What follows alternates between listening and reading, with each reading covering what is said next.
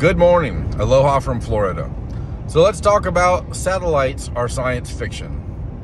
Satellites are one of the go-tos for people who believe the Earth is a globe, and like they say, well, the Earth has to be a globe because we have satellites going around and there's people working on this and there's companies spending money, lots of money on satellites. And okay, here's the deal. Satelloons are real.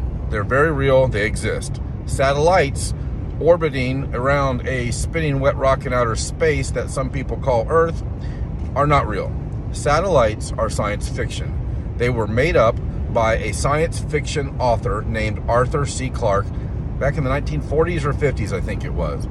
So satellites do not exist except for on balloons, and that's what we call Satelloons. If satellites existed, you would see them transit between the Earth and the moon all the time. You never do. And when I tell people this who want to defend the globe, they'll send back a little video or a picture of the ISS going between the Earth and the moon. Thank you for showing a high altitude aircraft 10 to 15 miles away that's traveling 1,000 to 1,500 miles per hour, mocked up to look like a space station. Just like satellites are fake, they're part of the lie, part of the hoax. The ISS is fake. It's part of the lie, part of the hoax. That's not to say there's not something up there, but there's nothing 253 miles away perpetually falling because of gravity around a magic wet rock in outer space, flying at 17,500 miles per hour. Have you ever noticed the contradictions of the live feed from NASA, the cartoon live feed where it's actually seems to be or appears to be going pretty fast over the Earth? And then you look at the NASA spacewalks. Is the Earth moving very fast beneath the alleged ISS on spacewalks? No, because all the spacewalks are swimming in a pool in Texas, the Natural Buoyancy Laboratory. Some people say that NASA stands for the National Aquatic Swimming Association. So anyway, satellites do not exist. If they did, airplanes would not need to use dead reckoning. Do you know what dead reckoning is? It's when an airplane loses contact with the ground, so it maintains its heading and speed, its altitude and speed, keeps it the same until it reaches another tower that it can communicate with.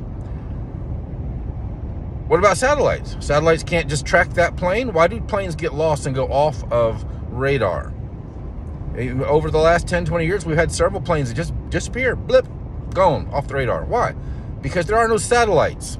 Radar and everything about it, all targeting in the military, all radar used in the military works only on a flat and stationary Earth. So airplanes would not need to use dead reckoning if satellites were real. If satellites were real, Facebook and Google would not have spent billions of dollars the last few years laying undersea cables.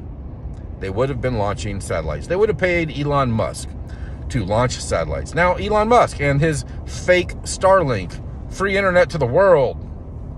I've seen the line. I've seen the chain go up in the sky. I see satellites in the sky. I don't doubt that you see something in the sky. We've all seen lots of things in the sky. But there's no satellites at 200 to 300 miles away from the Earth. If there were, you would never see them. If there were, we would see them transit between us and the moon when we are zoomed in on the moon, almost on its very surface. You know, it's weird that you can zoom in on something so far away and get so close to it. And the sun as well takes up the exact same amount of physical space in the lens of your camera or telescope because the sun and moon are about the same size and altitude. That's a whole nother subject. So satellites do not exist. If they did, then military ships would not have to send out old school airplanes from the 60s and 70s to do reconnaissance. Satellites do not exist. If they did, China would not need to use a balloon satellite, a Satelloon, to spy on America, which that's hilarious. China already owns most of America. And they need to send a satellite on a balloon. See, so whoever owned that satellite on the balloon, which was probably NASA, they got busted. It came down out of altitude and people started seeing. They're like, what's that? So they had to make up this story. So satellites do not exist. Did you know that NASA is the largest producer and consumer of helium on Earth? Why is that?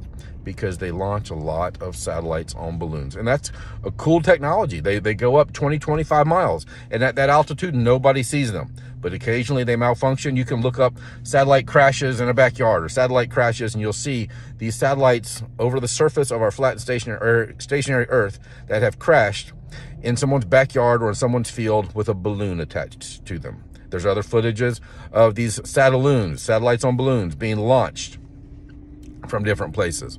So satellites do not exist. 99% of communication happens because of ground-based towers and undersea cables. There are no satellites in outer space. Well, Keith, Google Earth has all these pictures of Earth.